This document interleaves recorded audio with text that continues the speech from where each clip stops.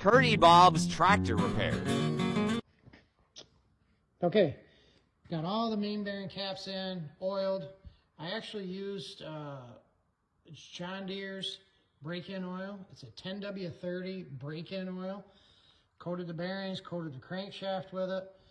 They're all torqued down to 144 foot-pounds, and now we've got to go 90.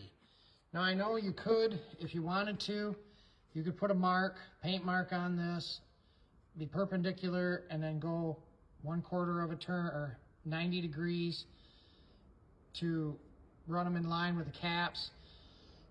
You could do that. A lot of times I do that, but I have this nice fancy little thing here from Snap-on.